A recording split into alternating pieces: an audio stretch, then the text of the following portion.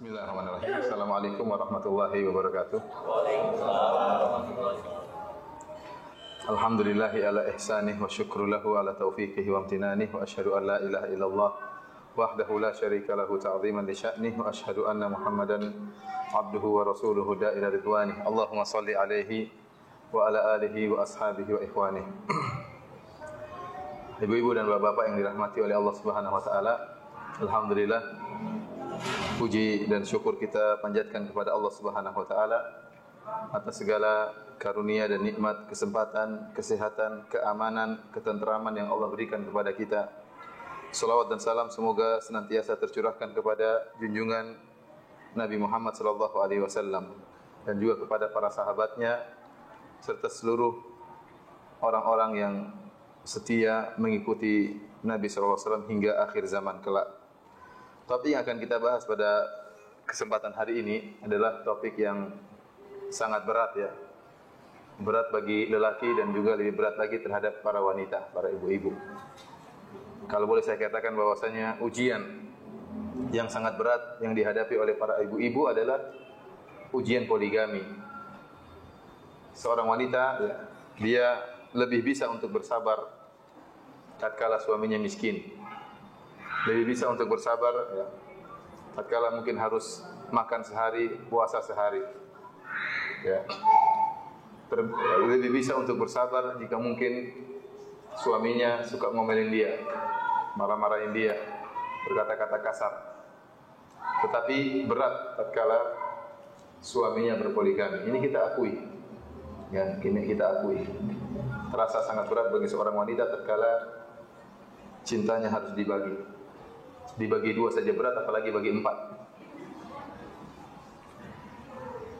Namun ternyata poligami merupakan syariat yang mulia, syariat yang diturunkan oleh Allah Subhanahu wa taala, Rabbul Alamin, pencipta alam semesta ini, yang mengetahui apa yang terbaik bagi ciptaannya. Allah Subhanahu wa taala berfirman, "Ala ya'lamu man khalaq?" Bukankah yang menciptakan lebih tahu tentang yang diciptakan?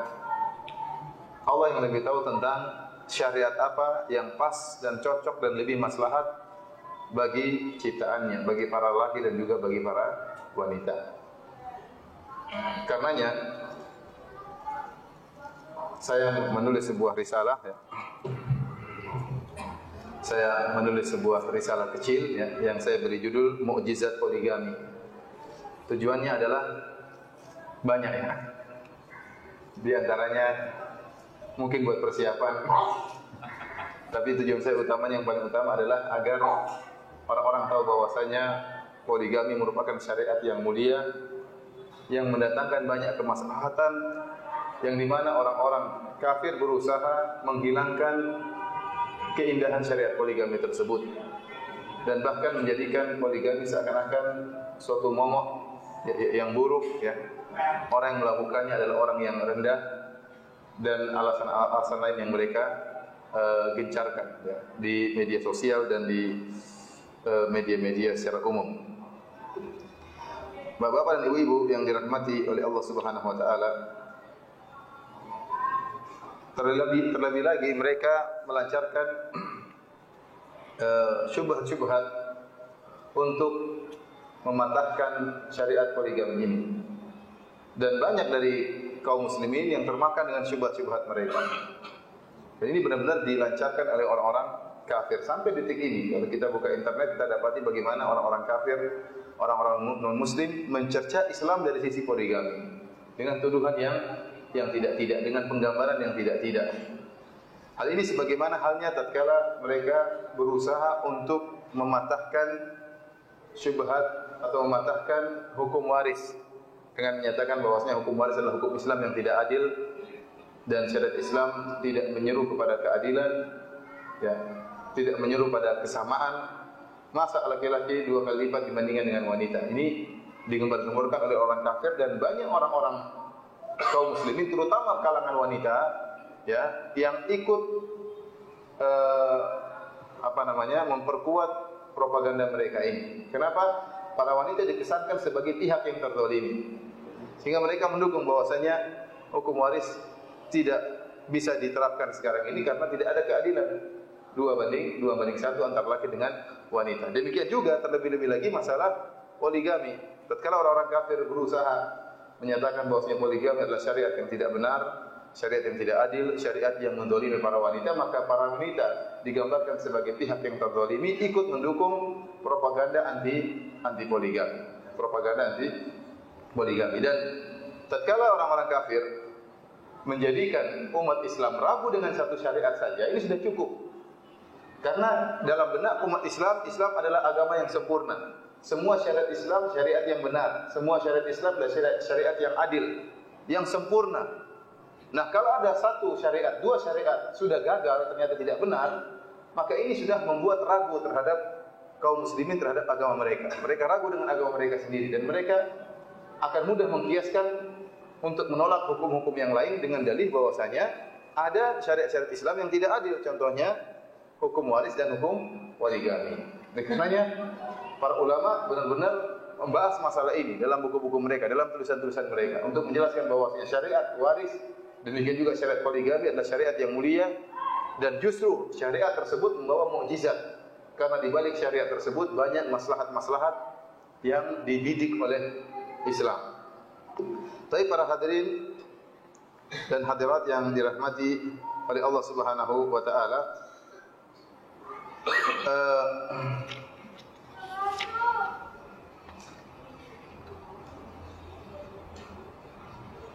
kita langsung saja ya, kita langsung bahas pada inti pembahasannya tentang mukjizat poligami. Yang bawa buku silakan buka halaman 59.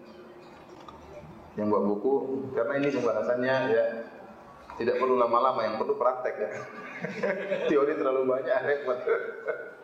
Maka langsung aja kita pada inti pembahasan, tidak usah banyak mukaddimah ya. Buka halaman 59. Saya beri bab 4, yang bab 1 sampai 3 antum baca sendiri di rumah ya. Ya, bab 4 mukjizat poligami. Mukjizat poligami. Mukjizat poligami nampak pada perkara-perkara berikut. Saya sebutkan. Yang pertama, poligami adalah syariat yang memandang ruang lingkup yang lebih luas dan tidak sempit. Sehingga poligami merupakan solusi tepat bagi banyak permasalahan sosial kemasyarakatan. Jadi banyak orang-orang atau para wanita yang merasa terzalimi tatkala mereka dipoligami, dia merasa terzalimi.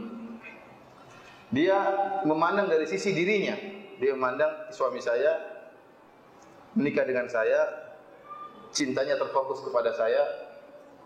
Kemudian sekarang dia nikah lagi, berarti cintanya lah terbagi. Dan terus terang memang terbagi. Waktunya yang tadinya seminggu penuh buat saya, sekarang bagi 2. Ya. Sehari buat saya, sehari buat dia. Jatah misalnya liburan yang seharusnya tiap minggu sama saya, sekarang enggak, seminggu sama saya, seminggu sama dia. Jadi memang yang biasanya dia merasa mendapatkan cinta yang banyak, sekarang berkurang. Jatah waktu berkurang, jatah hadiah berkurang, ya, jatah jalan-jalan juga apa? Berkurang karena harus dibagi 2. Dia memandang dari sisi ini, dia merasa terzalimi. Dia memandang dari sisi ini, dia merasa terzalimi. Ya. Kalau itu dikatakan kezaliman, namun sebenarnya bukan kezaliman. Ya. Hanya sekedar jatah yang diberikan oleh suaminya berkurang. Namun banyak wanita, terutama yang istri pertama, merasa ini kezaliman. Ditinjau dari sisi dia, mungkin dia merasa terkurang jatahnya. Tetapi poligami bukan memandang dari sisi yang dalam skup mikro, tapi dilihat dari sisi makro. Bukan dilihat dari sisi kecil, tapi dari sisi yang besar. Syariat poligami yang Allah turunkan memandang dengan sisi sebagai suatu negara. Bagaimana ada permasalahan dalam negara yang harus dicarikan solusi. Dalam negara, ternyata dalam suatu negara banyak wanita-wanita yang tidak bersuami. Ya. Banyak wanita-wanita janda yang butuh pengayoman. Banyak perawan-perawan tua yang enggak laku-laku. Bahkan banyak gadis-gadis ya yang juga belum laku. Dan mereka semua juga butuh perhatian. Mereka juga butuh belayan, mereka juga butuh kasih sayang. Kalau komunitas wanita, memang pengajian poligami banyak cobaannya. Banyak cobaannya, sabar ya. eh, kalau komunitas atau jumlah populasi wanita yang tidak bersuami ini banyak, ini akan menimbulkan permasalahan. Ya. Kita sendiri ya tinggal di satu kompleks, ada 5 janda saja bikin masalah pasti. Itu tidak? Bikin masalah. Anak-anaknya siapa yang perhatikan? Kemudian terkadang sikapnya aneh-aneh, mulai laki-laki melirik, ya, macam-macam ya. Kenapa orang tahu dia tidak punya suami, dia tidak terjaga. Beda kalau kita tahu wanita ini sudah punya suami, orang tidak akan berani ganggu. Tapi tatkala wanita ini janda, statusnya janda, banyak yang mengganggu. Banyak yang ganggu. Oleh karenanya kalau ada beberapa janda di satu RT saja sudah bikin apa? Artinya ada kegelisahan, ada permasalahan. Ya. Oleh karenanya orang yang melihat ya dari sisi kecil dibandingkan dengan hanya ditinjau dari dia sebagai istri pertama, memang banyak hak-hak dia yang terkurangi. Tapi kalau ditinjau dari secara makro, maka sebenarnya syariat poligami ini adalah syariat yang ingin mengatasi banyak permasalahan. Karena dia melihat dari sisi keseluruhan. Bagaimana dalam satu RT banyak sekali kasus-kasus wanita yang butuh untuk diperhatikan. Oleh karena tatkala terjadi dialog tentang poligami, ya, terjadi perdebatan yang sengit antara para wanita dalam perdebatan tersebut. Sebagian wanita mendukung syariat poligami dan sebagian wanita tidak mendukung. Terjadi debat keras antara yang mendukung dengan tidak yang mendukung di antara para wanita sendiri. Ternyata setelah dicek, yang tidak mendukung syariat poligami ternyata status dia istri pertama. Yang mendukung poligami ternyata istri kedua, istri ketiga, istri keempat. Thayyib yang pertama dizalimi, 2, 3, 4 mendapatkan maslahat, tidak? Yang pertama merasa terzalimi. Sebenarnya tidak terzalimi, cuma jatahnya berkurang. Dia berbagi bagi saudara-saudarinya, akhwat-akhwat yang lain, ibu-ibu yang lain yang ingin juga merasakan kebahagiaan sebagaimana yang dia rasakan. Saya tadi baru dengar ceramah salah seorang syekh dari Mesir. Dia menjelaskan kenapa saya berpoligami. Dia mengatakan saya berpoligami karena sebuah kisah. Kisah tentang seorang janda yang ditinggal oleh suaminya. Suaminya meninggal dan meninggalkan 6 orang anak. Tinggal di sebuah apartemen dengan entah berapa tingkat yang tinggi. Banyak, bertingkat-tingkat. Wanita ini sebelumnya hidup dalam kondisi tentram, bahagia. Ada suaminya, tempat curhatnya, tempat dia mendapatkan kasih sayang. Ada yang ngurus anak-anaknya, ada yang cari nafkah. Terjaga, tidak ada yang berani mengganggunya, tidak ada yang berani merendahkannya. Kenapa? Ada suaminya. Qadarullah, Allah menghendaki suaminya meninggal dengan meninggalkan 6 orang anak. Dia tidak punya kerjaan wanita ini. Apa yang harus dia lakukan? Tidak ada yang bisa dilakukan kecuali mengemis. Maka tiap hari wanita ini mulai jam 9 pagi mulailah dia pergi ke tetangga-tetangganya di apartemen tersebut. Mulai dari lantai pertama, dia ketuk, minta, ada yang sekarang minta sabun, terkadang minta ini, terkadang minta beras. Sampai lantai entah ke lantai 12, lantai 13. Jadi dari pagi sampai siang menjelang zuhur dia minta-minta. Tidak ada yang bisa dilakukan. Kenapa? Anak-anaknya harus makan. Tidak mungkin dia biarkan anaknya apa? Kelaparan. Terus demikian kesehariannya. Saya pada satu hari dia mulai meminta-minta sampai pada lantai di atas. Dia ketuk pintu. Tatkala pemilik rumah buka pintu, seorang ibu-ibu. Lantas dia baru mau menjelaskan, saya butuh sabun, langsung ditutup pintunya. Maka wanita tersebut tidak bisa menahan dirinya lagi, maka dia pun apa? Menangis. Maka wanita di dalam heran, kenapa engkau menangis? Dia tidak bisa menjelaskan. Kenapa? Dia pikir bagaimana anak-anaknya, bagaimana cuci bajunya, bagaimana makannya. Itu yang dia pikirkan sehingga tidak mampu untuk berbicara. Terpaksa dia mengemis demi untuk bisa memberi nafkah kepada anak-anaknya. Anti yang menolak poligami, coba anti bayangkan ya. Anti jadi kondisi dia. Sekarang anti menolak poligami. Suatu saat bisa jadi Allah mentakdirkan suami anti meninggal. Kemudian anti mengalami menjadi wanita seperti wanita tersebut. Oleh karenanya, Syekh tadi setelah menyampaikan cerita ini dia mengatakan, bagaimana anti bisa lihat seorang pezina yang dia wanita pezina, dia bukan berzina cuma sekali, 2 kali, mungkin berzina 10 kali, 20 kali, 100 kali. Tatkala melihat ada seekor anjing yang kehausan, maka dia pun timbul kasihan dalam batinnya. Lantas dia turun ke sebuah sumur, dia ambil air, dia minumkan air tersebut kepada seekor anjing ini karena rahmat dan kasih sayangnya kepada anjing ini, maka Allah ampuni dia, Allah masukkan dalam surga. Apa anti tidak kasihan dengan saudari anti yang memiliki 6 orang anak, yang butuh makan, butuh perhatian, butuh ada yang mengasihi dia? Terus anti dengan egoisnya mengatakan, itu urusan dia ya. Oleh karena kalau menolong seekor anjing saja bisa masukkan dalam surga, bagaimana lagi dengan menolong saudari sesama ibu-ibu yang ternyata juga butuh kasih sayang. Saya katakan ini fikih yang berat ya. Ini level tinggi, berat bagi laki-laki maupun bagi wanita ya. Tapi ibu-ibu yang minta judul ini ya salah sendiri ya. Tapi ibu yang dirahmati oleh Allah Subhanahu wa taala. Jadi saya ingin jelaskan bahwasanya poligami salah satu mukjizat syariat poligami, dia tidak memandang dari sisi mikro tapi memandang dari sisi apa? Makro. Dia melihat dari secara keseluruhan, dari aspek-aspek. Oleh karenanya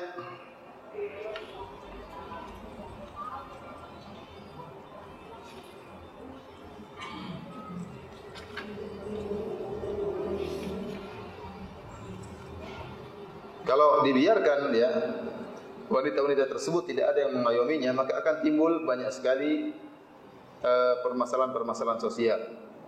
Dan ini dijelaskan pada poin kedua, silakan lihat halaman 65. Halaman 65. Syariat poligami mengedepankan kemaslahatan umum. Dengan kata lain, poligami menghilangkan kemudaratan yang lebih umum dan lebih besar dengan menempuh kemudaratan yang lebih ringan.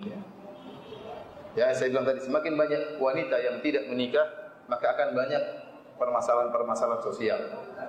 Dan ya, apalagi ya jumlah wanita yang tidak menikah jumlahnya sangat banyak. Di sini disebutkan halaman 67 ya, di data tahun 2010 di seluruh dunia ini ada sekitar 245 juta wanita yang hidup menjanda. Banyak sekali yang menjanda. Banyak sekali yang menjanda. Dan mereka semua butuh untuk diperhatikan. Kalau tidak diperhatikan, ya bagaimana nasib mereka? Bagaimana nasib anak-anak mereka? Wallahu alam data ini valid atau tidak? Yang jelas kita tahu bahwasanya bagaimana nasib seorang janda sangat menyedihkan. Karenanya Rasulullah SAW ya menyebutkan keutamaan orang yang menolong janda. Kata Rasulullah SAW, as-sa'i alal armalah wal aitam kal mujahid fi sabilillah. Orang-orang yang berusaha mengurusi janda dan mengurusi anak-anak yatim seperti orang-orang yang berjihad di jalan Allah Subhanahu wa taala. Hadis ini hadis yang masyhur, terdapat dalam Sahih Bukhari dan Sahih Muslim. Namun orang-orang hanya memandang sebelah mata dalam hadis ini, pada hadis ini. Yang mereka perhatikan selalu orang-orang yang berusaha mengurus anak yatim, seakan-akan jandanya ini apa? Tidak diperhatikan. Ya, sebagaimana mengurus anak-anak yatim seperti berjihad di jalan Allah Subhanahu wa taala, demikian juga mengurus janda juga seperti berjihad di jalan Allah Subhanahu wa taala. Ya. Butuh perjuangan, butuh keberanian, butuh pengorbanan untuk bisa mengurus janda. Meskipun kita katakan mengurus janda tidak harus dikawini, tidak harus ya. Cuma disunahkan aja. Tidak harus dikawini, tapi barang siapa yang bisa mengurus para janda dengan sempurna, ya maka seperti berjihad di jalan Allah Subhanahu wa taala. Maka para lelaki bisa saja berjihad tanpa harus mengangkat senjata. Caranya bagaimana? Caranya bagaimana? Ibu-ibu tahu caranya? Tahu ya. Dengan mengurus para janda. Saya ada sebagian teman alhamdulillah ya. Saya pernah berkunjung di salah satu kota di tanah air ya. Dia buat asrama khusus buat janda. Yang janda boleh tinggal di situ gratis. Asrama khusus, apartemen khusus para janda, luar biasa. Karenanya cerita yang sering saya sampaikan tentang kisah seorang ustadz ya, yang temannya meninggal. Temannya itu saya kenal ya. Saya sebutkan aja namanya, yaitu Abu Hindun ya. Abu Hindun meninggal tatkala terjadi kasus perang di Ambon waktu itu. Kebetulan waktu itu dia ingin mengambil uang untuk urusan bantuan terhadap saudara-saudara di Maluku. Waktu dia ambil uang di bank, Tahu-tahu ada perampok 4 orang datang lalu menembak teman saya tersebut, dan saya dengar sebelum dia meninggal, dia sempat beristighfar, sempat menyebut nama Allah Subhanahu wa taala, kemudian karena ditembak dengan 7 tembakan akhirnya meninggal dunia. Meninggal di tempat, uangnya diambil. Qadarullah, teman saya itu meninggalkan seorang istri yang memiliki kalau tidak salah 6 orang anak, perempuan seluruhnya. Dan dalam kondisi mengandung. Dalam kondisi mengandung. Waktu itu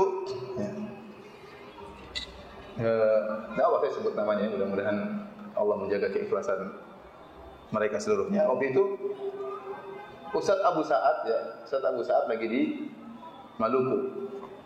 Jadi dia cerita, saya ketemu dengan orang-orang Arab, saya sampaikan ada teman saya, ya, jadi Abu Hindun ini bukan Ustaz dia. Dan Abu Sa'ad juga kenal sama Abu Hindun. Maka Abu Sa'ad menyampaikan kepada teman-teman Arabnya bahwasanya teman saya meninggal dan meninggalkan 6 orang anak masih kecil-kecil, anak-anak yatim. Maka teman-teman Arab yang tatkala ada di Maluku semuanya berlomba-lomba.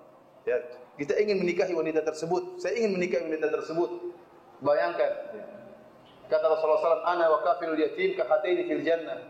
Aku dan pengurus anak yatim seperti ini di surga. Seperti jari telunjuk dengan jari apa? Jari tengah. Artinya dekat di surga. Itu satu anak yatim. Bagaimana lagi dengan 6 anak yatim? Kata Ustaz Abu Sa'ad waktu itu, tergerak hati saya untuk menikahi wanita ini, Ummu Hindun. Maka dia pun mengajukan proposal ke ibunya, ditolak, tidak boleh poligami. Akhirnya Ummu Hindun dinikahi oleh Ustaz yang lain, yang saya kenal juga, Ustaz saya juga. Berjalan akhirnya qadarullah cerai. Maka kesempatan yang lain Ustaz Abu Sa'ad akhirnya menikah dengan wanita tersebut. Dan alhamdulillah sekarang anak-anaknya, anak-anak perempuan yang alhamdulillah ya, rata-rata hafizah ya, hafal Quran, dan rata-rata memiliki suami-suami yang saleh. Di antaranya Hindun dulu saya masih ingat, masih kecil ya. Saya sering lihat dia waktu dia masih kecil. Sekarang nikah dengan Ustaz Musyaffa ya. Sekarang mahasiswa S3 di Universitas Islam Madinah jurusan Ushul Fiqih. Kemudian adiknya ya, Aisyah juga menikah dengan hafizah Quran juga, menikah juga dengan sekretarisnya si Abdul Razak ya, Abu Hatim ya, orang Indonesia juga. Yang terakhir juga adiknya lagi ya, menikah lagi dengan mahasiswa Madinah, dan tiga-tiganya tinggal di Madinah sekarang. Adiknya lagi ya, menikah dengan adik istri saya ya, sekarang mahasiswa di Libya. Alhamdulillah, artinya bagaimana Allah Subhanahu wa taala menjaga mereka ini. Intinya para hadirin rahmatillah Subhanahu wa taala, kalau seorang mampu untuk memberi perhatian terhadap para janda, maka pahalanya luar biasa. Kenapa? Karena janda ini banyak bikin permasalahan, banyak bikin problem. Dan dia memang bagaimana dia tidak bikin problem? Dia sendiri dalam kondisi tertekan. Dia punya anak-anak, tidak siapa yang mengurus. Dia sendiri butuh pelampiasan syahwat. Akhirnya terkadang sebagian janda genit ya. Gimana lagi? Dia sendiri apa? Ingin mendapat naungan. Dia sendiri mendapatkan naungan. Kasihan, tingkah lakunya terkadang sering aneh-aneh. Maka butuh para penolong-penolong. Taib yang ketiga di antara mukjizat poligami, antum lihat halaman 70. Poligami adalah syariat yang diturunkan oleh Allah sesuai dengan kondisi lelaki dan wanita. Poligami adalah syariat yang diturunkan oleh Allah sesuai dengan kondisi lelaki dan wanita. Ya.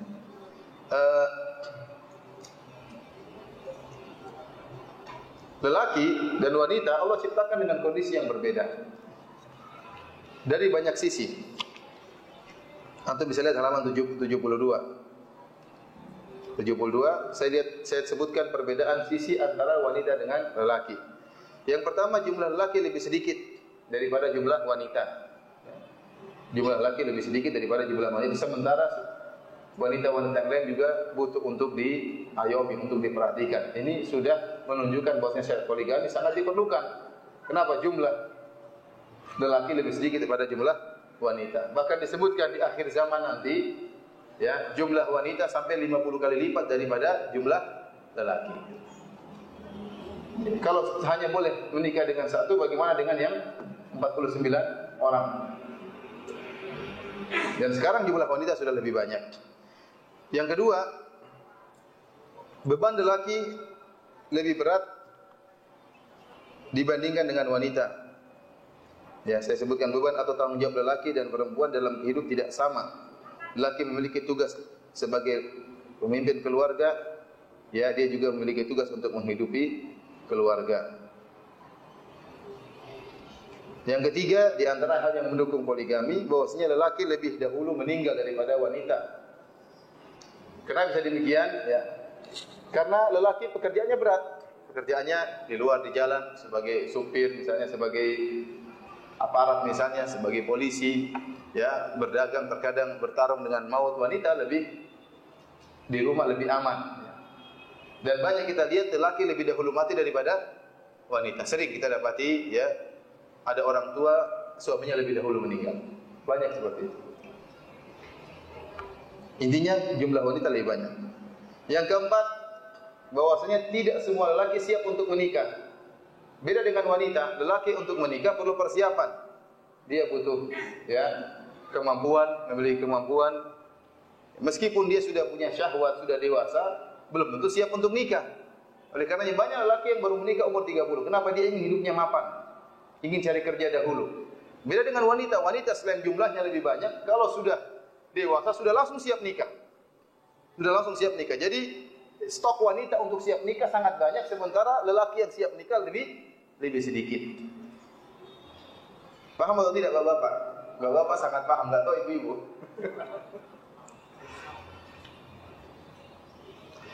Yang kelima, yang halaman 74, para kaum lelaki hasratnya lebih tinggi. Para lelaki, ya, sampai kapanpun senantiasa hasratnya lebih tinggi.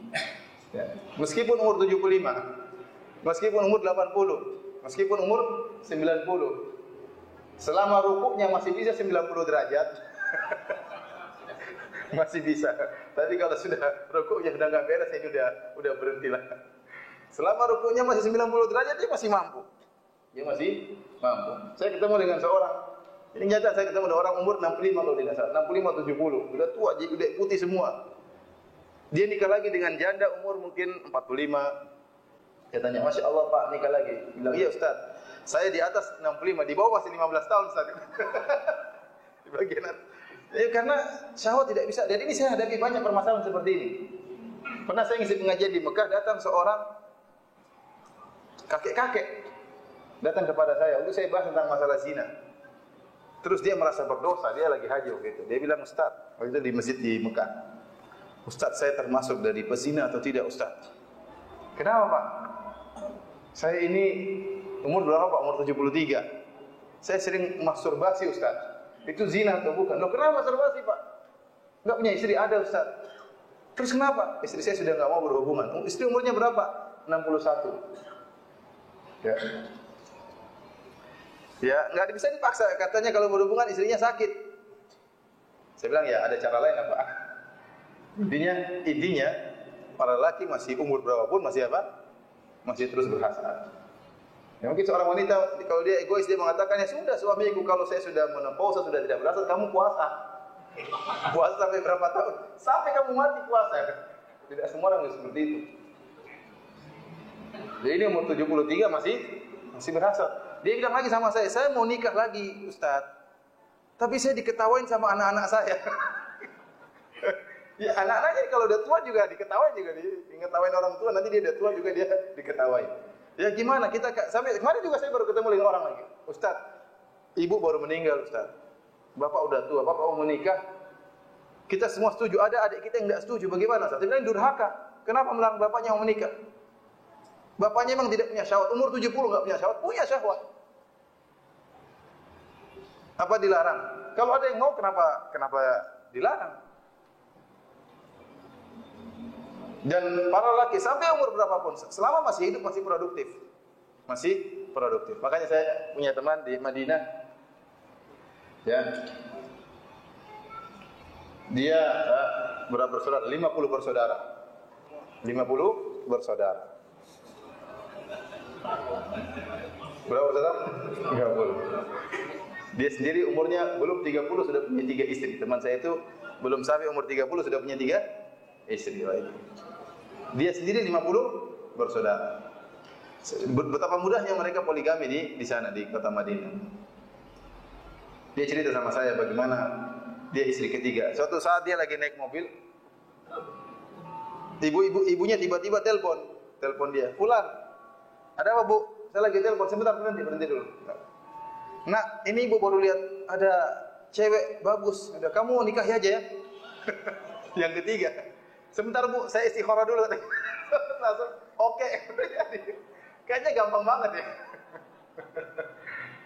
Ini kenyataan. Dia bilang, bapak saya umurnya lebih dari 100 tahun. Lebih dari 100 tahun. Tapi masih punya anak umurnya 6 bulan. Kalau ketemu anak itu, senang sekali bapak saya. Ya, antum tidak ingin bapak antum umur 100 tahun bahagia. Senang lihat punya anak kecil. Artinya sampai umur 100 tahun masih produktif. Ya, saya ingin menjelaskan bahwasanya demikian Allah menciptakan lelaki produktif sampai sebelum meninggal dunia, wanita tidak. Wanita ada masa di mana sudah tidak lagi produktif. Kemudian di antara yang menunjukkan mukjizat syariat poligami, antum lihat halaman 77 yang keempat. Poligami membatasi maksimal hanya 4 wanita. Ini di antara syariat Islam ya, syariat memang bolehkan lelaki menikah lebih dari satu, tapi juga melihat kondisi lelaki. Kalau istrinya ternyata sampai 10 20, secara logika ya, secara realita sulit bagi lelaki tersebut untuk mengayomi seluruhnya. Ya, sulit bagi wanita lelaki tersebut untuk mengayomi 4 saja sudah sulit. Maka karenanya itu batas maksimal yang dipasang oleh syariat. Tatkala turun ayat tentang poligami, maka Rasulullah SAW, tatkala datang syariat Islam, Rasulullah SAW melihat para sahabat. Para sahabat yang istrinya lebih dari 4 disuruh ceraikan oleh Nabi SAW. Disuruh ceraikan oleh Rasulullah SAW. Ya. Kenapa? Karena secara logika, secara realita susah untuk mengurus istri 4, apalagi 4 tersebut punya anak misalnya 10, anak 40, repot, enggak gampang. Ya, enggak gampang. Ya. Teman saya di Madinah cerita, ada orang poligami dan dia punya anak 13 kalau enggak salah. Dari istri berapa istri? Anaknya 13. Kalau sudah masuk ke masjid, anaknya ini semua yang berada di saf pertama. Suatu hari anaknya ada yang waktu sudah salat. Waktu suatu hari dia masuk, ada anaknya lari-lari. Ganggu di masjid. Maka dia tangkap anaknya tersebut. Dia tahu itu anaknya. Dia bilang, kamu ibunya yang mana katanya. Kamu ibunya yang mana? Karena dia enggak tahu karena itu baru 13. Kita aja anak 5 sedang bingung. Saya sebut nama sering lupa ya. Mau manggil satu orang terkadang nama kakaknya, nama adiknya. Antum juga begitu enggak? Iya kan? Begitu. Oleh karenanya maksimal cuma berapa? 4. Kalau lebih daripada itu sulit bagi seorang lelaki, ya makanya Allah membatasi hanya 4. Di zaman Nabi SAW, dahulu mereka menikah sampai 10, sampai 100. Tatkala datang Islam, maka Rasulullah SAW suruh untuk menceraikan yang lebih dari 4. Hanya boleh memegang 4 orang. Ya. Dari sini para hadirin dan hadirat yang dirahmati oleh Allah Subhanahu Wa Taala, ya kita bisa melihat bahwasanya poligami ya adalah syariat yang merupakan mukjizat. Dan poin yang terakhir yang kelima, halaman 79, saya sebutkan di situ, tidak semua lelaki boleh berpoligami. Ini poin yang sangat penting. Tidak semua lelaki boleh berpoligami. Meskipun Allah Subhanahu Wa Taala menjelaskan tentang disyariatnya poligami dan bahwasanya poligami mendatangkan banyak kemaslahatan, namun tidak semua lelaki boleh berpoligami jika tidak memenuhi persyaratan. Ya. Harus lelaki yang memenuhi persyaratan yang bisa berpoligami. Di antara persyaratan tersebut, dia bisa adil. Kalau dia tidak adil, maka dia terancam dengan kebinasaan pada hari kiamat. Bukankah Rasulullah SAW mengatakan, "Man kanat lahu imra'atani, famala ila ihdahuma jaa'a yaumal qiyamati wa shiqquhu ma'il." Barang siapa yang memiliki 2 istri, kemudian dia condong kepada salah satunya, maka dia akan datang pada hari kiamat dalam kondisi badannya miring. Ini perkara yang memalukan ya. Seorang datang pada hari kiamat, ya, kemudian miring di hadapan teman-temannya. Padahal penampilannya oke mungkin, jenggotan, enggak isbal ya. Tahu-tahu badannya miring, ada apa gerangan? Ternyata tidak adil terhadap istri-istrinya. Dia lebih condong, lebih cinta kepada salah satunya dan yang lainnya ditinggalkan. Maka badannya akan miring, dipermalukan oleh Allah Subhanahu Wa Taala. Oleh karena perhatian Allah Subhanahu Wa Taala, laki yang tidak bisa adil, ya, dan maka dia tidak bisa berpoligami, tidak boleh berpoligami. Yang kedua di antara syaratnya dia harus mampu untuk menafkahi istri-istrinya. Kalau tidak mampu, maka jangan nekat berpoligami. Untuk menikah istri pertama saja, Rasulullah SAW mempersyaratkan harus mampu secara nafkah. Bukankah Rasulullah SAW mengatakan, ya ma'syarasy syabab man istata'a minkumul ba'ah. Wahai para pemuda, barang siapa di antara kalian yang mampu memiliki al-ba'ah intinya adalah masalah kemampuan ekonomi. Kalau mampu untuk berhubungan, ya semua lelaki mampu kalau sudah dewasa. Maka yang dimaksud dengan al-ba'ah, barang siapa yang mampu di antara kalian memiliki kemampuan ekonomi, falyatazawwaj, maka menikahlah. Fa man lam yastati, barang siapa yang tidak mampu memiliki kemampuan ekonomi, maka berpuasalah. Berarti kemampuan hasrat secara kemampuan seksikologi ada. Namun itu bukan syarat pernikahan. Syarat pernikahan harus memiliki kemampuan ekonomi. Nah, kalau untuk menikah istri pertama harus memiliki kemampuan ekonomi, bagaimana lagi untuk menikah istri yang kedua? Maka harus lebih mampu lagi. Jangan sampai ada seorang yang istri pertamanya sudah terkatung-katung, ya, ngurus anak sudah enggak becus, kemudian nekat untuk apa? Poligami. Lebih tidak becus lagi. Dan dia berbuat zalim kepada istri pertama. Istri pertamanya tidak bisa dia penuhi kebutuhannya, kemudian dia nekat untuk apa? Poligami. Ya kecuali kalau dia istri keduanya janda kaya raya, lain cerita. Artinya tidak mempersyaratkan nafkah dan yang lainnya. Tapi ada sebagian kasus ya demikian, sudah mengurus istri pertamanya tidak mampu, kemudian nekat lagi untuk berpoligami. Sampai saya pernah ditanya oleh seorang ibu-ibu, dia bercerita, "Ustaz, suami saya pinjam uang sama saya, Ustaz. Saya kasih uang sama dia, ternyata dia pakai untuk nikah lagi, Ustaz." Ini sangat memedihkan bagi sang istri. Jadi bayangkan suaminya pinjam uang, dikirain buat apa? Buat usaha, ternyata buat usaha lain. Usaha khusus nikah sama wanita lain. Nah, ini tidak benar seperti ini. Tidak benar. Makanya saya katakan meskipun syariat poligami adalah syariat yang mulia, namun tidak semua orang bisa berpoligami. Tidak semua orang bisa berpoligami. Ya. Seorang laki yang bisa mengendalikan apa? Emosinya, bisa mengendalikan, ya, maka dia yang bisa berpoligami. Kalau enggak bisa. Sebagian ikhwan tatkala menikah, dia menikah kedua, kemudian dia menikah secara diam-diam. Akhirnya tatkala dia menikah secara diam-diam, dia ngibuli istri pertamanya, dan dia akan terjerumus dalam banyak kebohongan. Dia akan terjerumus dalam banyak kebohongan. Ya. Istilahnya mau kemana? Oh mau ini. Selalu bohong. Uang lagi kemana? Oh tidak boleh, dan bohong tidak boleh. Akhirnya tatkala ketahuan setelah beberapa tahun, terjadi perceraian. Istrinya nuntut, kamu selama ini bohongi saya. Akhirnya dia merasa bersalah. Dia pun ceraikan istri yang kedua. Zalim terhadap istri yang kedua. Sebelumnya dia menzalimi istri yang pertama. Dia tidak mampu seperti ini. Sampai ada seorang syekh ditanya ada yang bertanya, "Syekh, saya kalau poligami apakah harus minta izin sama istri?" Jawab Syekh, "Kau tidak usah poligami." Tidak usah apa? Poligami. Pertama sudah tidak punya mental. Kalau poligami harus punya sikap yang tegas, ya. Dan tidak boleh mendolimi. Karena kalau sudah tidak punya sikap yang tegas, tidak kuat, kemudian nikah dua, dia pasti mendolimi istri pertama atau mendolimi istri kedua. Karena dua-duanya akan menuntut dan dia tidak punya ya kejantanan atau kemampuan dalam hal ini. Tidak pantas untuk poligami.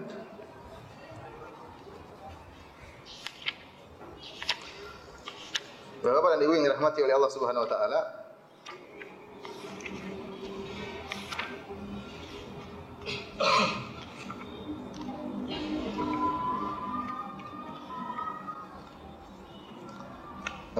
apa mau dibahas semua isinya ini? Saya tidak tidak tega untuk membahasnya. Hah? Bahas saja. Kenapa? Bahas saja katanya. Jangan ya, Ibu. Ibu bilang apa? Ibu bilang bahas atau jangan? Bahas. Biar dapat izin.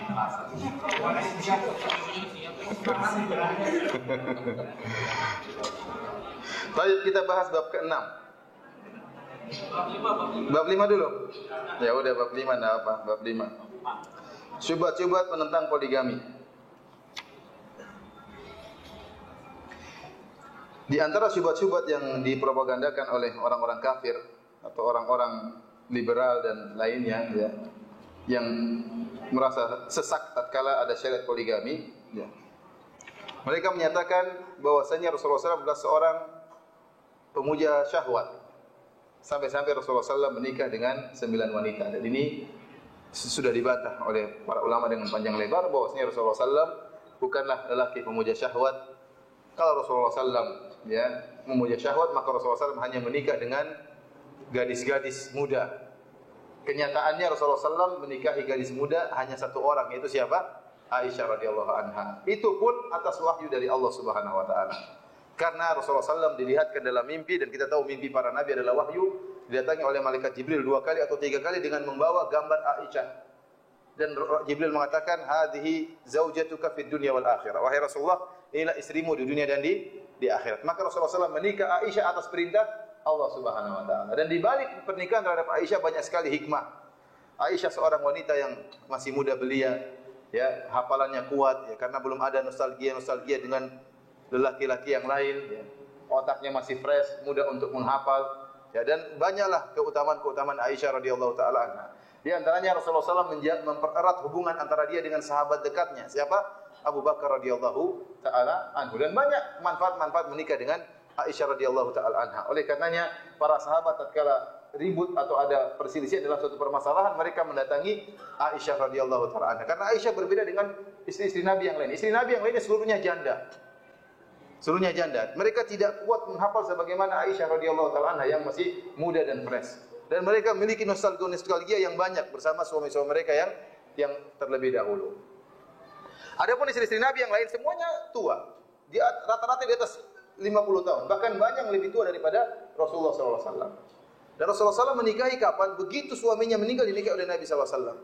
Seperti Saudah bintu Zam'ah, suaminya meninggal dalam perang Badar. Begitu suaminya meninggal ditolong oleh Nabi, dinikahi oleh Rasulullah SAW. Ya. Ada yang suaminya meninggal tatkala pergi ke negeri Habasyah. Tahu mendengar suaminya meninggal, sang wanita sudah begitu susah pergi ke negeri Habasyah berhijrah. Ternyata suaminya meninggal di sana, Rasulullah SAW nikahi. Ya. Jadi demikian juga Hafsah, suaminya meninggal dalam peperangan, maka Rasulullah SAW nikahi. Semuanya janda dan rata-rata sudah tua. Kalau Rasulullah SAW hanya mengikuti hawa nafsu, maka dia akan menikahi wanita-wanita yang masih gadis. Maka ini tidak benar tuduhan mereka bahwasanya Rasulullah SAW hanya mengikuti hawa nafsu. Dan cukuplah Rasulullah SAW pernah bermonogami. Ya. Tatkala bersama siapa? Khadijah radhiyallahu taala anha, ya, sekitar 25 tahun ya, Rasulullah SAW tidak pernah berpoligami. Kenapa? Karena begitu sayangnya kepada Khadijah.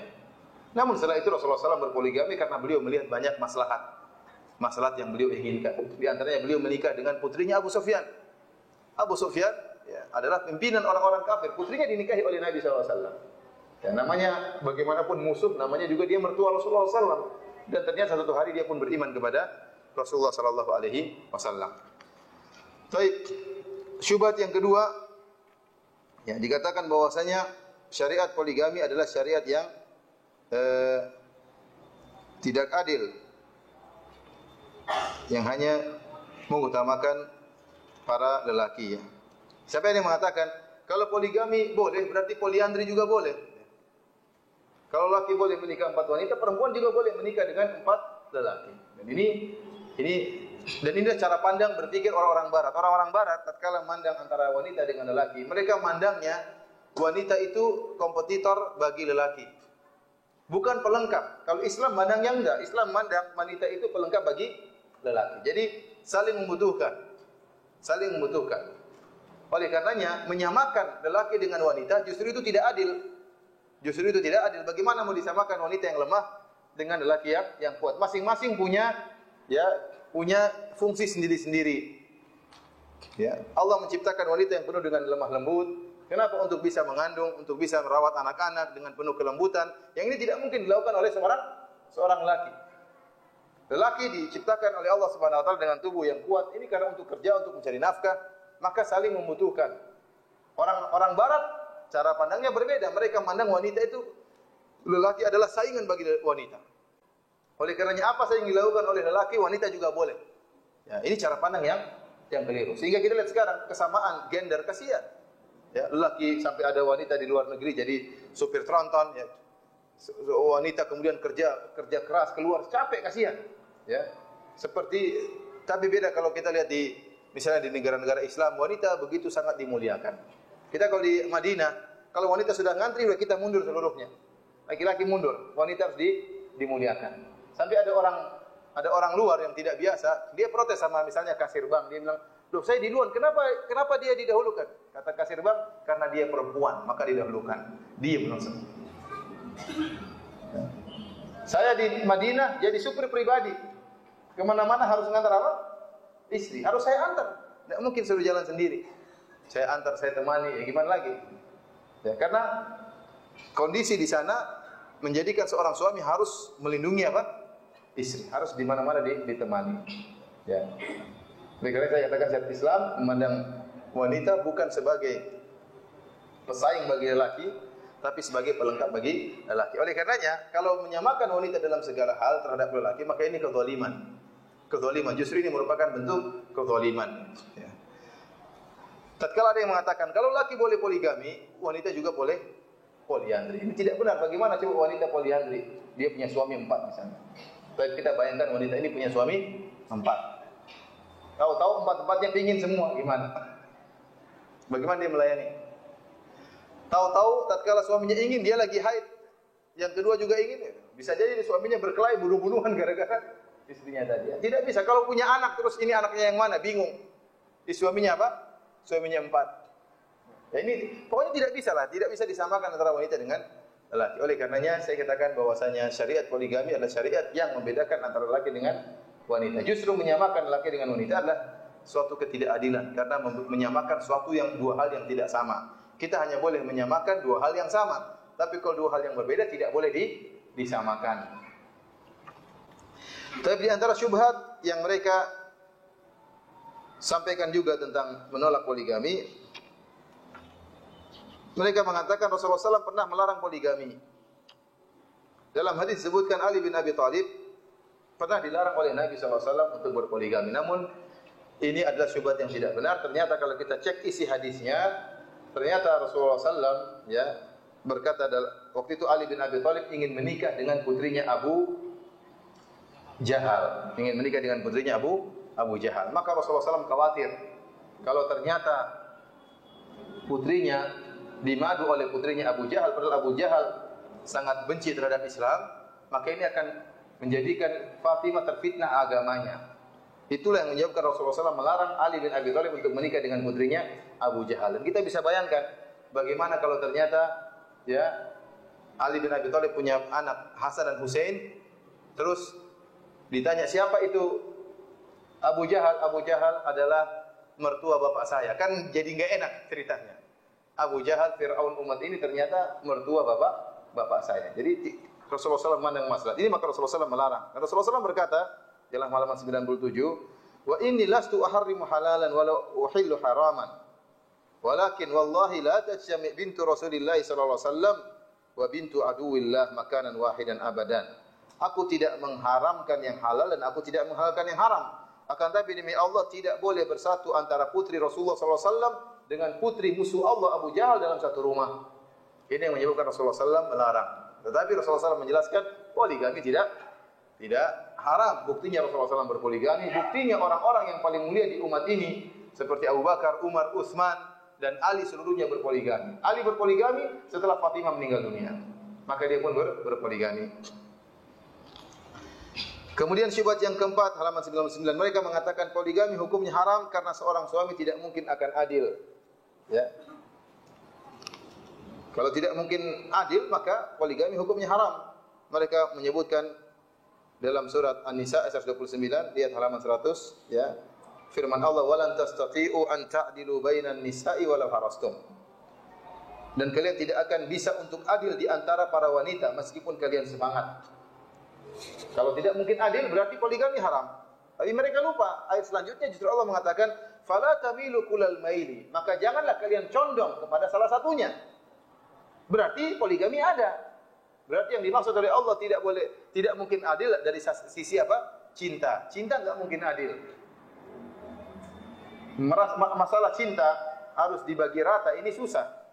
Kita saja punya anak-anak, misalnya saya punya anak 5. Saya sayang pada semua anak-anak saya 5 orang ini. Tetapi ada kecondongan dalam hati saya lebih sayang kepada salah satunya, itu pasti ada. Tidak mungkin kita bisa hindari. Antum punya anak 3, pasti ada salah satu yang lebih antum sayangi. Meskipun lebih 2%, 3%, meskipun lebih sedikit. Tetapi untuk meratakan, saya punya anak 4, semuanya 25%, 25%, ini susah. Ini masalah hati.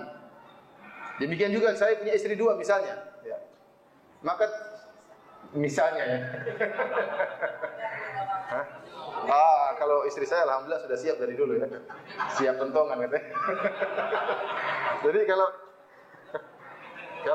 istri 2 kita membagi 50% buat si A, 50% buat si B, ini tidak gampang, susah. Ini di luar kemampuan kita. Yang bolak-balikan hati manusia siapa? Allah Subhanahu wa taala. Maka Allah mengatakan, "Falan tastati'u an ta'dilu."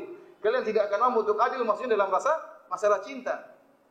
Nah, mereka mengatakan kalau begitu tidak adil berarti haram. Enggak, yang dilarang oleh Allah atau dilarang oleh Rasulullah SAW harus adil atau tidak boleh adil, itu masalah pembagian yang nampak. Adapun masalah cinta tidak mungkin adil. Tidak mungkin adil. Rasulullah SAW tidak adil dalam masalah cinta. Rasulullah SAW lebih cinta kepada Aisyah daripada yang lainnya. Oleh karenanya para sahabat dahulu tatkala ingin berikan hadiah kepada Nabi, mereka nunggu Nabi untuk nginap di rumah Aisyah. Kalau Nabi lagi nginap di rumah istri-istri yang lain, tidak ada hadiah. Kenapa nunggu di rumah Aisyah? Karena kalau Nabi lagi di rumah Aisyah berbinar-binar hatinya. Pas untuk cocok waktu yang momen yang tepat untuk berikan hadiah kepada Nabi SAW. Para sahabat hanya beri hadiah tatkala Nabi di rumah Aisyah, sehingga istri-istri Nabi yang lain protes. Mereka datang kepada para sahabat, kata mereka, kalian kalau mau kasih hadiah jangan tunggu di rumah Aisyah. Di mana saja Nabi kasih hadiah. Para sahabat mereka tahu Nabi lebih cinta kepada Aisyah daripada yang lainnya. Oleh karena kalau masalah cinta tidak bisa dipaksa. Tetapi kalau masalah nginap, masalah nafkah ya, dan yang lainnya, maka Rasulullah SAW sangat adil. Oleh karena Rasulullah SAW mengatakan, Allahumma hadza qasmi fima amlik, fala talumni fima tamlik wala amlik. Ya Allah, inilah pembagianku yang aku mampu, yaitu bagian nafkah, jatah menginap dan yang lainnya. Adapun masalah cinta, maka janganlah engkau mencelaku ya Allah pada perkara yang kau kuasai dan aku tidak menguasai. Artinya hatiku dikuasai oleh engkau ya Allah. Rasulullah SAW seakan-akan mengatakan, saya lebih cinta kepada Aisyah, tidak bisa saya tolak. Ini dari Allah Subhanahu wa taala. Tapi pembagian Rasulullah SAW adil. Oleh karenanya ayat ini, untuk membuka halaman 100, ayat surat An-Nisa 129, sebagaimana sering disampaikan oleh sebagian orang-orang liberal, tidak mungkin adil, maka poligami hukumnya haram. Kenapa orang laki-laki tidak mungkin adil dan tidak adil itu haram? Kita katakan, selanjutnya Allah mengatakan, fala tamilu kullal maili fatadharuha kal mu'allaqah. Yang artinya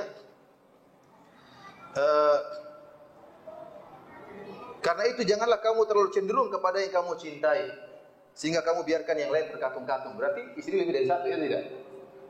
Allah mengatakan kalau begitu jangan terlalu cenderung kepada yang kalian cintai, yang lainnya terkatung-katung. Berarti Allah membolehkan dia istri lebih dari satu. Paham? Cuma disebutkan jangan sampai kecintaanmu membuat kau tidak adil. Dan dalam ayat yang lain dalam surat An-Nisa kata Allah, wa anta jama'u bainal ukhtaini illa ma qad salaf. Dan dilarang bagi kalian untuk menikah menggabungkan dua adik-beradik bersaudara. Berarti kalau bukan dua adik-beradik boleh atau tidak? Boleh. Ini dalil bahwasanya boleh poligami. Oleh karenanya masalah poligami, bolehnya poligami adalah masalah ijma', diijma'kan oleh para ulama akan bolehnya poligami. Baik, ibu-ibu yang dirahmati Allah Subhanahu wa taala, kita lanjutkan bab ke-6, bab yang ditunggu-tunggu oleh para laki, keutamaan poligami. Dari awal sudah ditunggu ya. Yang pertama, lelaki yang berpoligami lebih baik di sisi Allah daripada yang tidak berpoligami. Masya Allah. Apalagi kalau istrinya mendukung kan. Jadi istrinya mendukung suami menjadi suami yang terbaik. Dalilnya apa? An Sa'id bin Jubair qala li Ibnu Abbas. Ibnu Abbas berkata kepada Sa'id bin Jubair, "Hal tazawwajta? Apa kau sudah menikah?" Qultu la, aku berkata tidak. Qala fatazawwaj, menikahlah. Fa inna khaira hadhil ummah aktsaruha nisaan. Sungguhnya orang yang terbaik dari umat ini yang paling banyak istrinya. Siapa yang paling baik? Siapa? Yang paling banyak istrinya siapa? Rasulullah sallallahu alaihi wasallam. Dan Rasulullah sallallahu mengatakan, "Wa ana atazawwajun nisa," dan aku menikahi para wanita. Rasulullah SAW tidak mengatakan saya menikahi wanita satu. Saya menikahi para wanita, faman raghiba an sunnati falaysa minni. Barang siapa yang benci dengan sunnahku, maka bukan dari golonganku. Dan subhanallah, ya, kalau antum poligami, antum menjadi mulia ya. Kemudian apa? Antum punya anak banyak. Anak banyak, banyak doain antum. Tidak, tidak. Antum punya anak 2, sekarang antum punya anak 40 misalnya. Semuanya rajin sholat, di masjid full, isi apa? 40 semuanya. Sholat, dia sholat saja, antum sudah meninggal, dia sholat terus, pahalanya yang lain sama antum. 40 ini doain antum. Ya Allah, rahmatilah ayahku ya Allah. Yang lain juga apa? Doain ibunya, juga doain tantenya, ya tidak? Kalau kita punya, misalnya kita punya istri 4, anak-anaknya misalnya ya. Misalnya kita punya istri 4. Bukan saya, kita ya, istri 4. Terus masing-masing anaknya 10. Istri pertama punya anak 10, istri kedua anaknya 10, istri ketiga anak 10, istri 4 anaknya 10. Baik. Kalau ternyata istri kedua meninggal, apakah anak-anak istri pertama tidak mendoakan istri kedua? Doainlah, doain. Ini istri bapaknya. Istri bapaknya, apalagi dekat dengan bapaknya. Kalau ternyata misalnya ayahnya meninggal, bapaknya meninggal, apakah istri keduanya tidak diurus oleh anak-anak istri pertama? Masih diurus. Oleh Syekh Abdul Razak hafizahullah taala pernah bercerita tentang kisah nyata tentang seorang laki yang menikah dengan seorang wanita di Jeddah. Jadi ada seorang laki dari Arab Saudi menikah dengan seorang wanita di Jeddah. Setelah menikah ternyata wanita ini punya teman yang cacat, seorang wanita yang cacat. Maka dia kasihan sama temannya tersebut. Maka dia berkata kepada suaminya, saya punya permohonan. Apa permohonanmu? Tolong pelihara teman saya yang cacat tersebut, biar hidup sama kita. Kata temannya, bagaimana saya mau pelihara dia? Dia bukan mahram saya. Kata istrinya, udah nikahi aja kalau gitu. Nikahi. Ini kisah nyata. Maka menikahlah laki tersebut dengan teman istrinya yang cacat. Dan digauli oleh, ya mungkin dia ingin berbuat baik dan juga menyenangkan wanita cacat tersebut. Wanita tersebut susah untuk jalan, dia merangkak. Subhanallah, ternyata wanita cacat ini punya anak yang istri pertamanya enggak punya anak. Istri yang kedua yang cacat ini punya anak 1, 2, 3, 4 anak, enggak ada yang cacat. Setelah punya anak 4, istri yang cacat ini meninggal dunia. Setelah itu anak-anak dari istri yang cacat ini semuanya berbakti sama istri pertamanya. Dianggap ibunya. Kata Syekh Abdul Razak, sekarang mereka rebut-rebutan untuk melayani ibunya. Padahal bukan ibu kandung. Ibu kandung mereka sudah meninggal, ya. Jadi kalau sudah jahat mereka bagi hari, pokoknya sudah hari pindah tugas, istilahnya anak pertama misalnya 2 hari, maka sudah jam 12 siang misalnya, anak kedua sudah nunggu jam 12 harus di sini. Tidak boleh tertunda untuk pergi ke rumah berikutnya. Mereka rebut-rebutan untuk berbakti kepada ibu mereka yang ternyata bukan ibu kandung. Oleh karena para hadirin rahmatillah subhanahu wa ta'ala, ya, orang yang berpoligami dia akan dimuliakan oleh Allah Subhanahu wa taala. Di antaranya anak-anaknya semakin banyak yang mendoakan, dan dia juga banyak menafkahi orang. Ya, berbeda antara sekelas seorang lelaki menafkahi seorang wanita dengan menafkahi 4 orang wanita. Ini menyedihkan ibu-ibu ini. Ibu lanjut apa sudah? Saya enggak tega ya.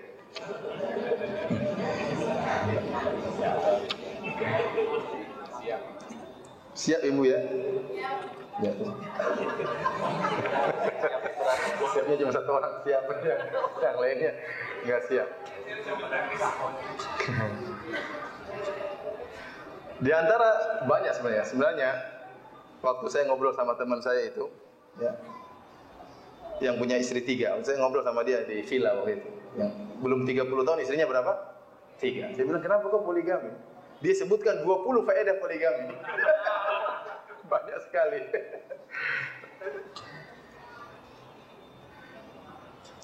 Di antaranya dia bilang, sekarang saya di Indonesia. Dia bilang, Indonesia. Istri saya 3 di Saudi. Ya. Mereka tertawa-tertawa, sekarang saya dapat pahala atau tidak? Dapat, saya bilang pahala. Beda antara satu yang tertawa dengan 3 yang tertawa. Pahalanya lain atau tidak? Lain. Saya punya 3 istri, semuanya punya anak, saya nafkahi semua. Saya dapat pahala atau tidak? Dapat pahala. Saya berangkat ke sini, 3-3-nya doain saya, istri saya 3-3-nya doain. Ya. Beda enggak yang doain satu dengan doain 3? Beda. Paham Bapak-bapak?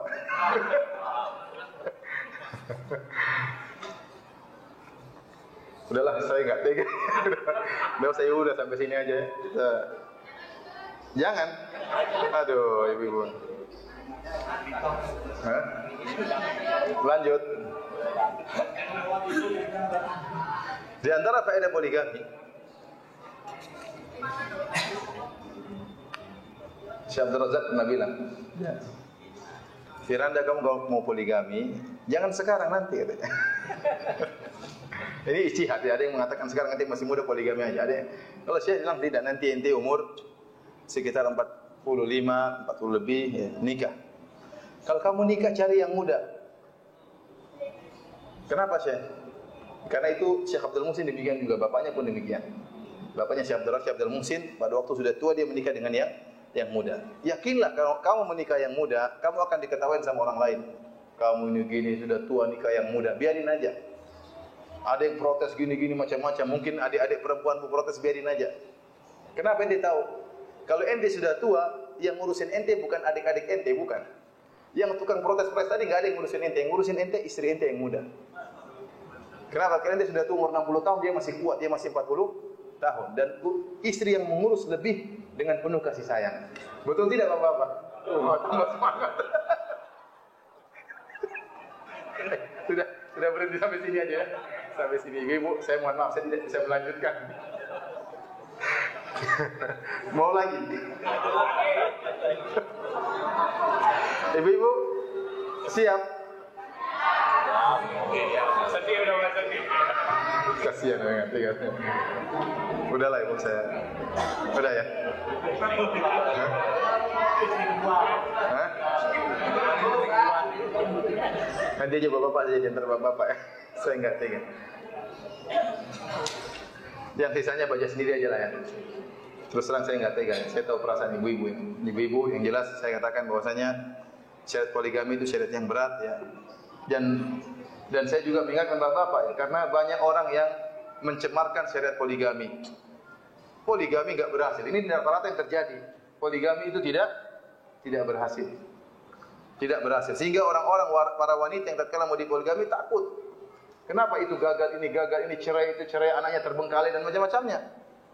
Maka antum kalau ingin berpoligami niatkan karena Allah Subhanahu wa taala. Benar-benar mampu, kalau enggak mampu mundur dari awal. Ya.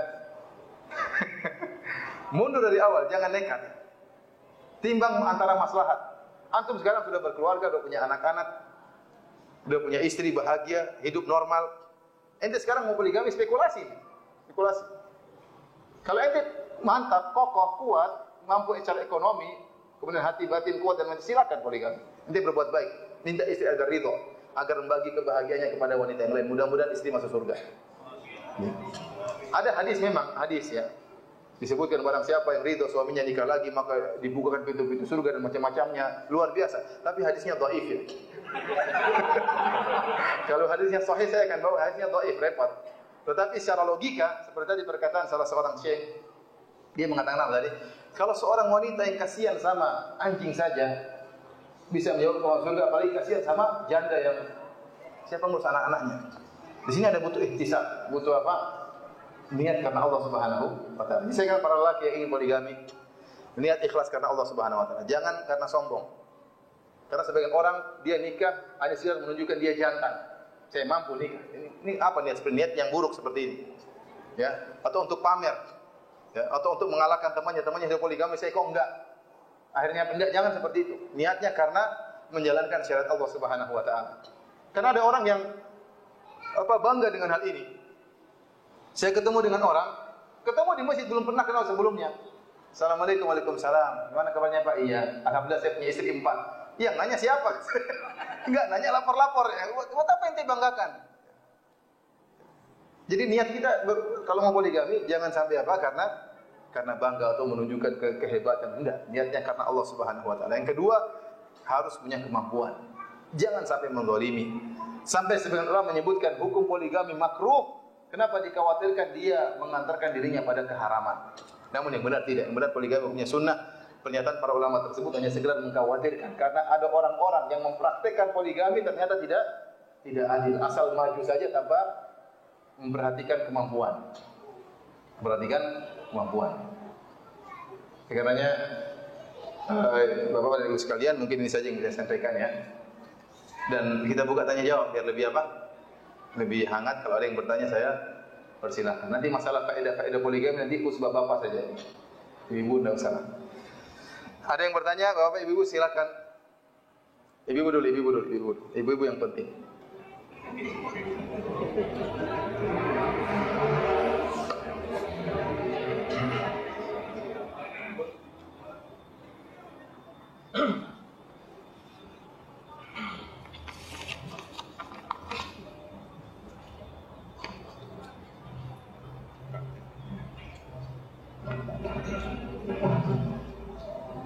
Ini ibu.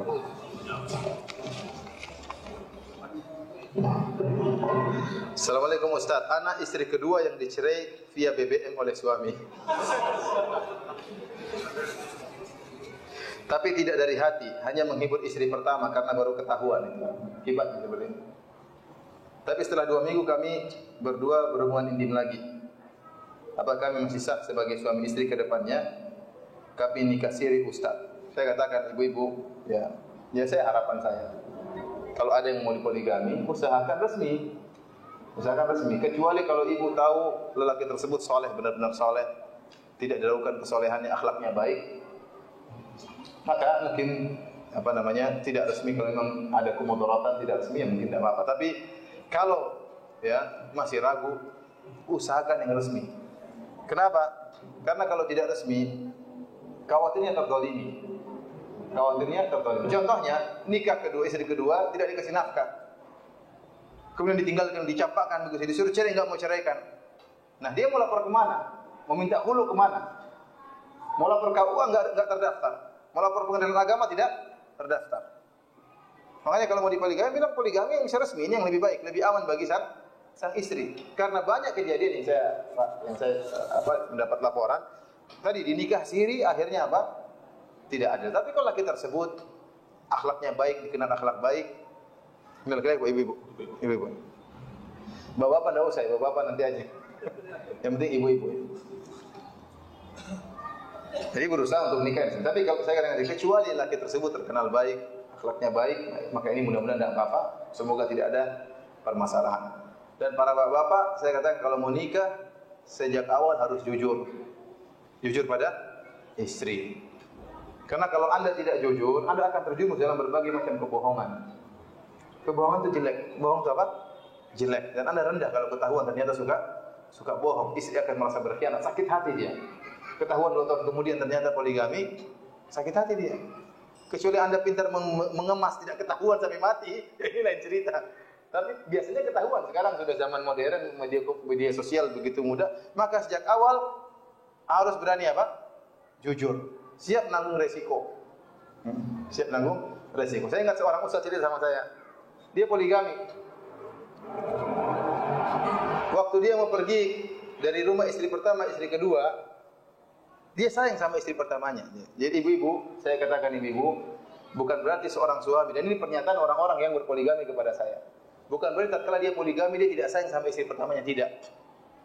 Bukan berarti tatkala dia nikah dua berarti dia lebih cinta istri kedua daripada istri pertama, tidak. Bisa jadi tetap lebih pada istri yang pertama. Tapi demikian lelaki terkadang ya ingin ada yang lain.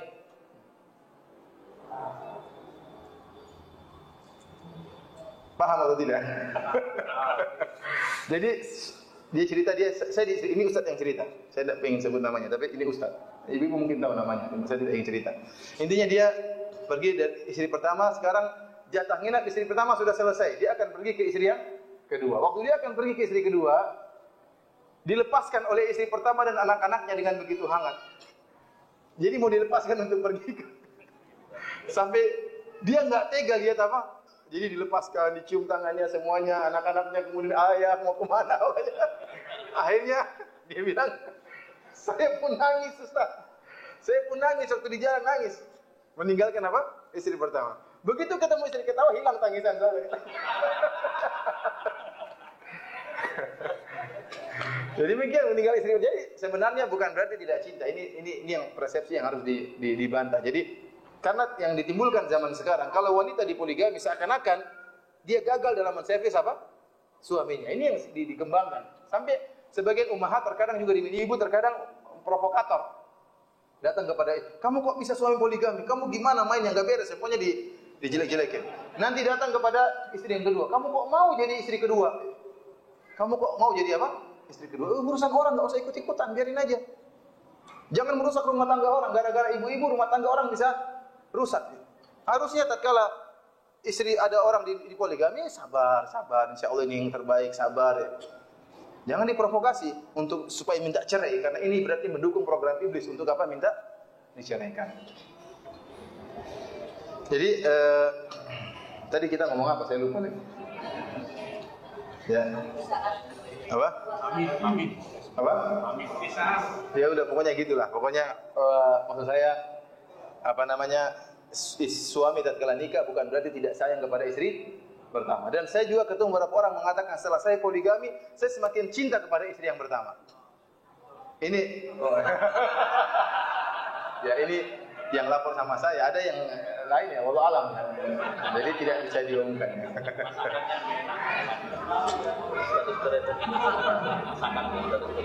Adapun status cerai tadi, kalau pertanyaan kembali, jadi sudah diceraikan untuk mencari keridhaan istri pertamanya, ini tidak boleh seperti ini. Berarti dia jatuhkan talak demi mencari itu apa? Istrinya. Dia mendolimi istri kedua. Intinya meskipun dia kembali lagi, jatah talak istrinya sudah berkurang. Dia bukan menghadapi dengan cara artinya apa? Dia menceraikan istrinya, dia kembali lagi pada istri kedua, kucing-kucingan lagi kan? Bohong-bohongan agar tidak ketahuan. Ini tidak benar, bukan cara menghadapi permasalahan dengan demikian. Hadapi dengan tegar. Dan berusaha rumah tangga jangan sampai rusak. Yang pertama tetap dipertahankan bagaimanapun caranya. Dan ingatkan kepada istri kedua, antum kalau ingin poligami sampaikan pada istri kedua, ingat istri kedua kita berjuang. Istri pertama harus lebih dimuliakan. Harus lebih diutamakan. Dia hidup sama saya sejak waktu kita miskin. Dia yang berjuang, dia yang mengandung anak-anak saya. Kamu sekarang bantu saya untuk bisa menjalankan syariat Allah. Maka lebih banyak mengalah daripada istri pertama. Ya, kadang istri kedua sudah mau nikah, mau jadi dia yang pertama. Ya, gimana? Ya kacau seperti ini. Oleh karena didik sejak awal harus belak-belakan sama istri yang kedua. Kalau ingin menikah harus belak-belakan, istri pertama harus diutamakan. Dan jangan bohong, sejak awal harus jujur. Adapun dia kembali kepada suaminya berhubungan intim lagi, maka seharusnya dia mengatakan saya rujuk, baru kemudian berhubungan intim. Dan insya Allah rujuknya kembali karena baru 2 minggu. Ya, karena masa iddah 3 kali haid. Ya. Jadi yang sebaiknya ngomong saya rujuk, baru berhubungan agar kita keluar dari masalah khilaf. Ya.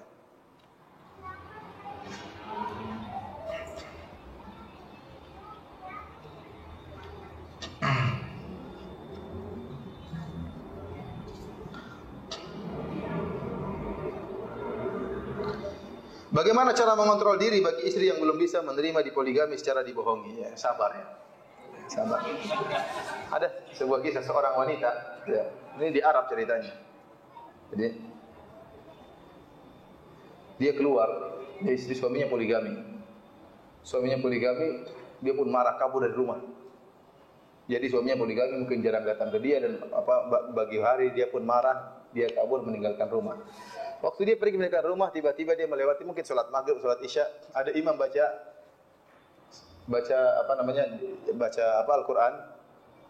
Imam tersebut baca surat yang maknanya laqad khalaqnal insana fi kabad. Surat Al-Balad ya, laqad khalaqnal insana fi kabad. Dan sungguh kami telah menciptakan manusia dalam kondisi susah payah. Ya, maka dia pun terdiam dia. Ya, problem enggak bisa dihindari. Demikianlah kehidupan.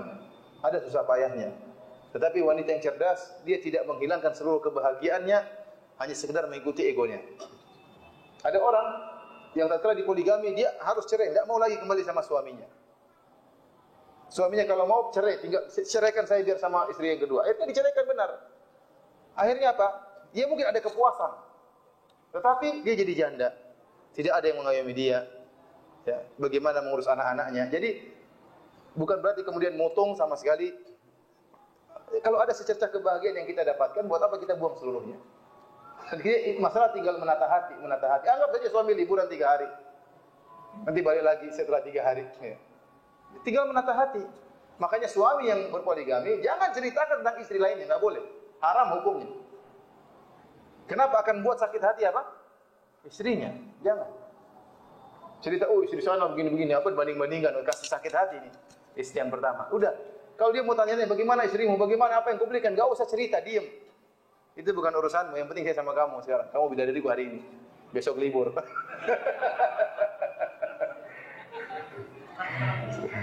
Saya punya teman ada di jam Islam satu kelas sukses dia. Saya bilang, gimana nikah bisa 2? Masya Allah, gimana caranya? Apa yang buat kau sukses? Kata dia, semua pembicaraan tentang istri pertama tidak pernah didengar oleh istri kedua, dan seluruh pembicaraan tentang istri kedua tidak pernah didengar oleh istri yang pertama. Meskipun dua-dua istri ini berusaha menceritakan kabar madunya, berusaha menceritakan tentang kabar madunya, tapi saya selalu apa? Menutupi, dan alhamdulillah aman-aman aja.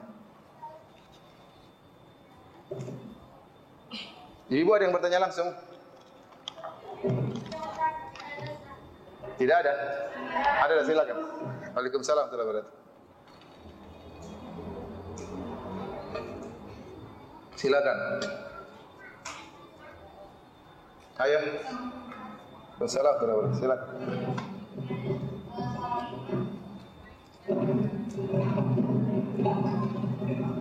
Ada seorang iman yang mau poligami, istri pertamanya setuju aja. Tapi suaminya itu mau nyarinya itu akhlaknya tuh nggak dinafkahin gitu. Maksudnya kalau mau nyari sama saya ya udah, kalau nggak mau ya udah. Dia sampai dia juga mau sih gitu. Tapi nggak mau nafkahi. Mungkin makanya sebenarnya itu namanya nikah misyar. Dalam istilah sekarang syariat namanya nikah misyar. Ini jadi perdebatan di kalangan para ulama. Apa yang dimaksud dengan nikah misyar? Itu seorang menikah di mana sang lelaki mempersyaratkan menjatuhkan sebagian hak-hak istri. Contohnya, saya nikah, tapi saya hanya bisa datangi kamu sebulan 2 kali misalnya. Mau enggak? Kalau enggak mau ya sudah. Atau saya nikah, tapi saya tidak nafkahi kamu. Mau enggak? Ini apa namanya nikah? Sebagian ulama mengharamkan, sebagian ulama membolehkan. Ya, ada khilaf di kalangan para ulama. Maka saya katakan kepada para wanita, jangan cepat-cepat menikah menerima lelaki seperti ini. Terutama dia tidak mau nafkahi, seakan-akan dia ingin meninggalkan. Ya, kalau masalah hari mungkin masih bisa diperbicarakan lah. Saya hanya bisa kepada kamu 2 hari, 5 hari sama istri pertama. Ya, kita bilang ya silakan, tapi jangan terus-terusan. Karena wanita terkadang di awal mengatakan tidak apa-apa, saya tidak bisa nafkahi, tidak apa-apa seminggu sekali datang. Setelah itu dia menderita. Maka jangan mudah menerima model laki seperti ini. Kalau mau sejak awal adil sama saya.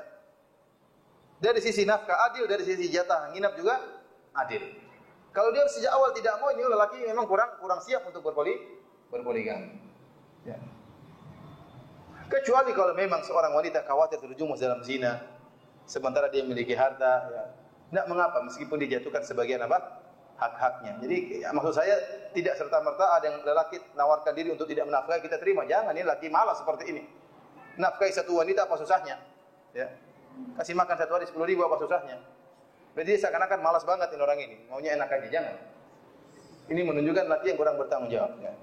Ya kecuali tadi dalam kondisi tertentu terpaksa seorang wanita menerima, misalnya dia khawatir terjerumus dalam zina. Nah, sementara ada perkara yang halal, meskipun dia harus berkorban, dia terima, tidak jadi masalah. Namun ini jalan terakhir, bukan jalan yang pertama. Assalamualaikum Ustaz. Waalaikumsalam warahmatullahi wabarakatuh. Mohon dijelaskan mengenai kehadiran pembagian nafkah harta dan giliran waktu ya. Kalau tentang kondisi istri-istrinya itu sangat berbeda, misalnya istri pertama banyak anak, istri kedua tidak punya anak, apakah pemerataan nafkahnya itu melihat kondisi masing-masing? Kemudian apakah kalau mau beli sesuatu juga harus 2, harus 3, harus 4 gitu. Misalnya umpamanya beli sendal ya harus 4 misalnya.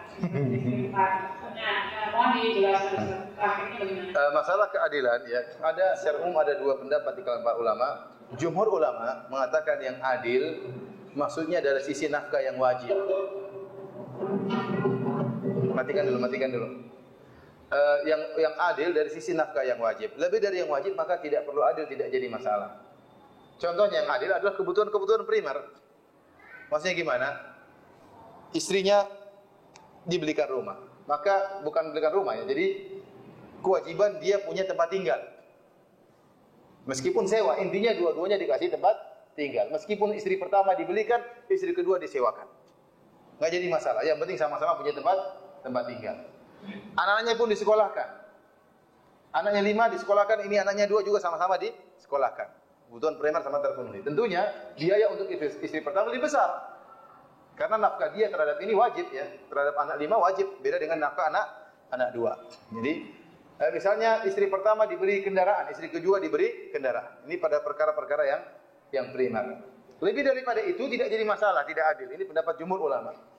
Contohnya istri pertama diberikan kalung, ini belum karena masih baru. Misalnya. Ya. Maka ini tidak mengapa. Pendapat yang kedua, pendapat sebagian ulama dan ini dikuatkan oleh Syekh Utsaimin rahimahullah bahwasanya kewajiban adil itu dalam segala hal yang dia mampu. Jadi lebih hati-hati. Dalam segala hal kalau dia mampu untuk adil maka lakukan. Contohnya dia mampu untuk beli 2 kalung, beli 2. Kenapa beli 1 aja? Dia mampu untuk misalnya membelikan mobil untuk 2 istrinya, belikan dua-duanya. Kalau dia tidak mampu, lain cerita.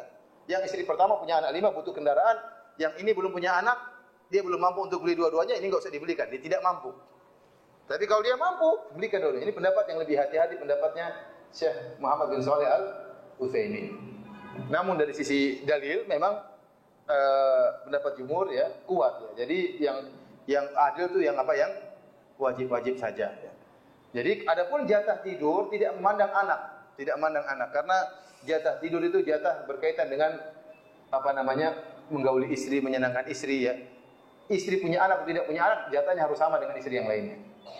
Ya. Misalnya ini istri ini punya anak 5, ini enggak punya anak. Sama, tetap satu hari. Satu hari. Dan jatah itu yang paling penting adalah di malam hari. Waktu tidurnya, waktu ngobrolnya. Ya, siang hari mungkin suaminya bisa main ke rumah istri pertama, memperhatikan anak-anaknya, mungkin.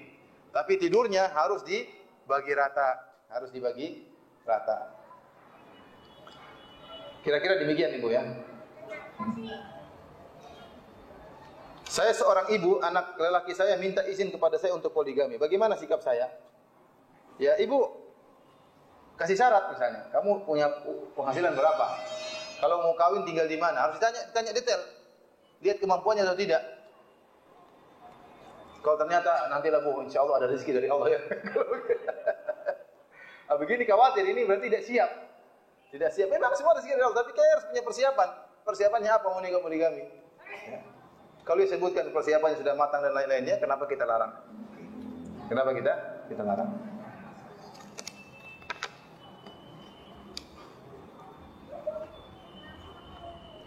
Pak Ustadz, saya secara pribadi menolak poligami karena pengalaman pribadi. Bapak saya melakukan poligami tapi tidak mengetahui ilmunya. Akhirnya dengan poligami itu ibu saya dan anak-anak dizalimi. Karena bapak saya tidak bisa bersikap adil. Apakah saya berdosa bila menentang hukum poligami karena pengalaman pribadi? Kita bilang jangan menentang poligami secara umum, tapi tentanglah poligami yang tidak adil seperti bapak anti. Itu wajib ditentang. Tidak boleh poligami tidak adil. Tapi kalau adil harus didukung. Ya. Jangan ada masalah kasus tertentu kemudian kita umumkan seluruhnya. Ya. Di Arab Saudi banyak orang poligami hidup tentram-tentram saja banyak. Ya. Nggak jadi masalah. Saya sendiri produk poligami. Saya ini produk poligami. Kakek saya dulu nikah 2 kali. Saya adalah anak dari istri kedua kakek. Bapak saya adalah anak istri kedua dari kakek saya. Kalau saya bilang poligami haram, saya tidak pernah muncul di dunia. Paham? Oleh karenanya, bisa jadi ada masalah kasus tertentu poligami menimbulkan masalah, kita katakan itu buruk, itu tidak benar, dia tidak jalankan poligami tanpa ilmu. Tapi tidak boleh kita tolak poligami secara umum, karena ini syariat Allah Subhanahu Wa Taala. Kita tolak poligami yang tidak adil. Saya juga pun tolak kalau ada poligami yang tidak adil.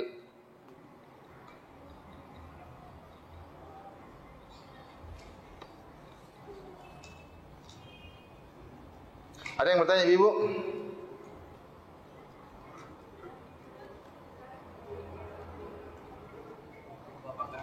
Gak apa-apa, silakan, gak apa-apa. Kalau Ibu nggak ada, gak apa-apa.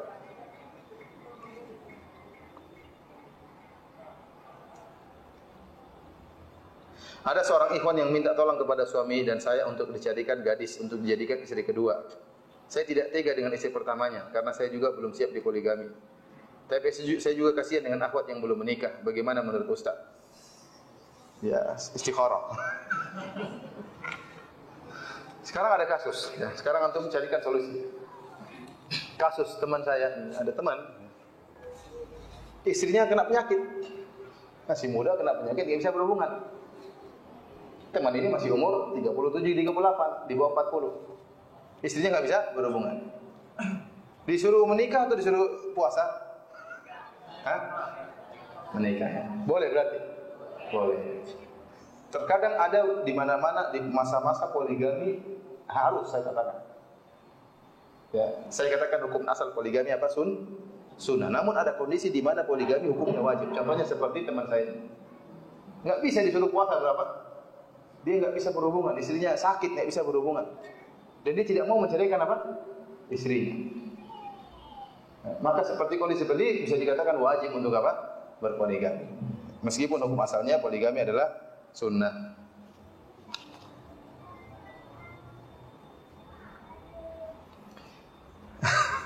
Bagaimana jika ada seorang suami yang lemah syahwat mau berpoligami? Mungkin sembuh kalau poligami.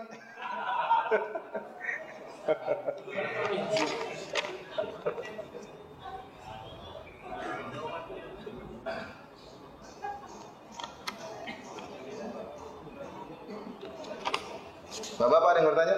Silakan.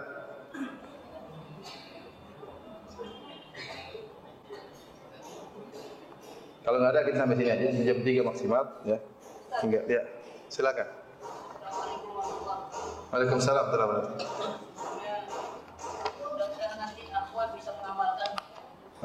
Kalau gitu pakai mic ya. Mana mic-nya? Saya pernah mendengar satu riwayat.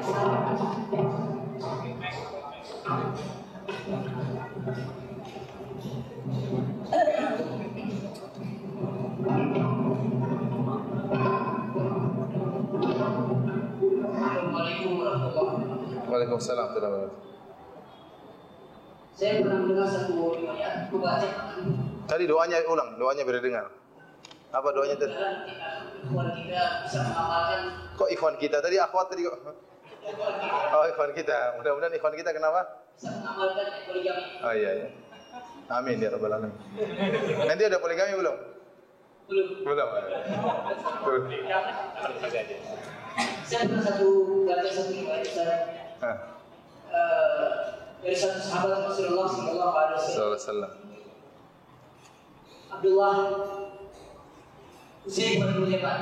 Uzair bin Yaman, kenapa? Uzair bin Yaman sebelum meninggal dia berbicara kepada istrinya, wahai istriku, kalau engkau ingin bertemu dengan aku di surga, maka jangan menikah. Ya. Ada satu tanda penting di situ, Ustaz. Iya.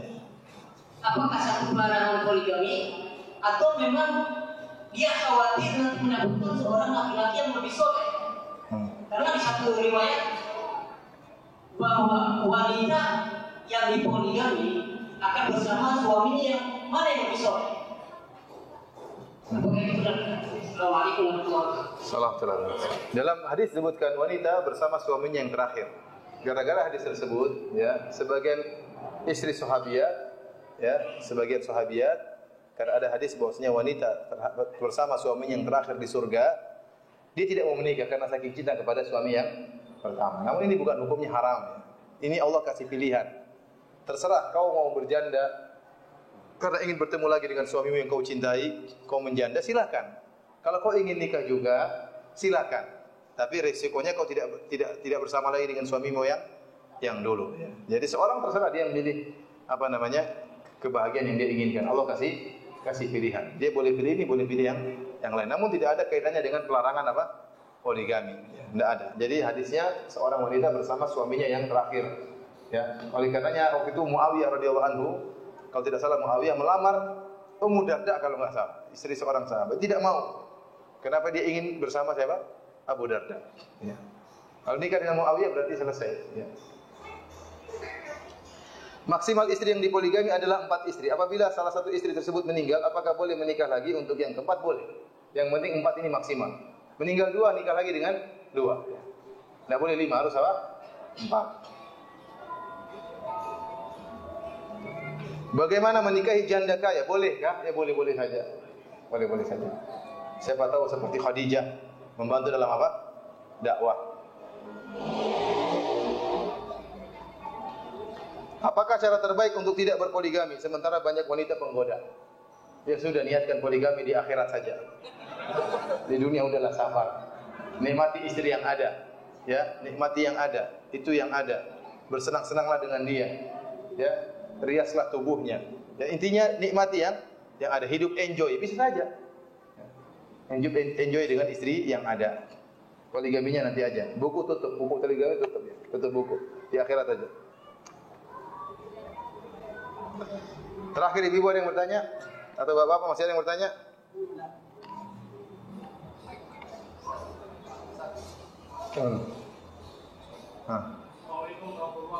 Waalaikumsalam warahmatullahi wabarakatuh. Tahun 2007 kami termotivasi dengan 3 dalil ketika belajar tentang Rasul Fikr untuk menghadapi musuh-musuh Islam. Tentang Al-Jal, Qawm, Al-Nisa, tentang Lil-Zakar ini Sultan Jatun Sayyid, dan dengan Fankihu Makabalakum. Terus? Sampai hari ini Alhamdulillah masih berjalan. Ketika 2 itu saling tahadu, kami senang-senang saja. Saling apa? Tahadu, menghadiahi.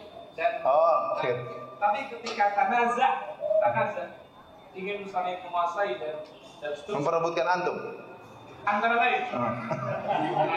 Ada 2 pertanyaan. Bagaimana ketika seseorang berta'addud dengan 3 alasan tadi untuk memprotek bahwa al-Islam ya'lu ala juda alaih.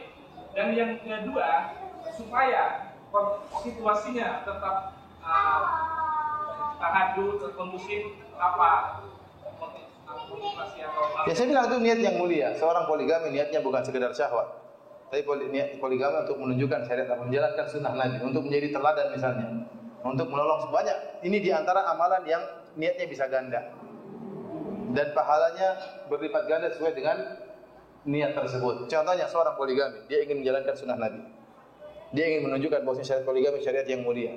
Dia ingin menolong seorang janda, dia ingin menolong anak-anak yatim, ya. Dia ingin menjaga pandangannya. Banyak sekali dalam satu amalan niat dengan niat yang ganda, maka pahalanya juga berlipat ganda. Adapun istri pertama, istri kedua ribut, ya wajar, itu resiko. Harus bersabar menghadapinya dengan penuh ketegaran dan penuh hikmah dalam menghadapinya. Jadi demikian resiko. Namanya wanita tidak mungkin dihilangkan sifat cemburunya. Dia pasti cemburu dan itu wajar. Kalau istri-istri Nabi saja cemburu, apalagi wanita zaman sekarang. Kalau istri-istri Nabi, suaminya adalah Nabi saja masih cemburu, apalagi suaminya seperti kita ini. Ya wajar. Demikian saja ya. Terakhir, silakan. Apa terakhir? Waalaikumsalam warahmatullahi wabarakatuh. Tadi mengatakan bahwa untuk giliran. Untuk apa? Giliran. Iya. Artinya istri pertama, kedua. Nah itu kan saya mengatakan tadi bahwa itu setelah dari istri kedua itu balik ke istri pertama lagi, nanti siangnya boleh lihat anaknya itu kalau terjadi suatu hubungan suami istri ini apa? Enggak. Jadi begini, maksud saya asalnya seharian penuh buat istri satu orang. Rasulullah SAW membagi jatah nginap di malam hari. Di siang hari Rasulullah SAW datangi seluruh istrinya. Setiap pada asar Rasulullah SAW keliling istrinya. Dimesrai namun tidak digauli. Karena itu hak istri yang jatah nginap. Tapi Rasulullah SAW apa? Mesrai. Kalau qadarullah dia lagi kunjungi istri pertama, dia berhubungan, maka dia qada juga nanti sama istri kedua. Paham? Dia datang istri kedua, suatu hari siang hari dia juga harus mendatangi istri kedua karena membayar tadi ketidakadilan tadi. Ya. Dan asalnya satu hari penuh buat istri yang dapat jatah. Namun saya katakan tadi bisa jadi kita ada keperluan, tidak mengapa kita kunjungi istri yang lain. Misalnya mau anak atau urusan anak, nggak jadi masalah. Tetapi nginap itu tidak boleh, tidak harus di istri yang mendapat jatah. Ente istrinya berapa? Hah? Baru 1, masih cita-cita ya. Demikian Bapak-bapak yang dirahmati Allah Subhanahu wa taala, semoga apa yang kita sampaikan pada hari ini ya menambah ketakwaan kita kepada Allah Subhanahu wa taala. Dan pengajian ini bukan berarti mengkompori para laki untuk nekat. Saya tidak mengajari kenekatan ya. Tapi dengan segala perhitungan agar kalau Anda berpoligami pun diberkahi oleh Allah Subhanahu wa taala karena telah mengeluarkan segala usaha untuk bisa bersiap-siap dan adil tatkala berpoligami. Yang tidak mampu maka mundur sejak awal, tidak usah banyak omong. Demikianlah, wabillahi taufiq wal hidayah. Subhanakallahumma bihamdik asyhadu an la ilaha illa anta astaghfiruka wa atubu ilaik. Assalamualaikum warahmatullahi wabarakatuh.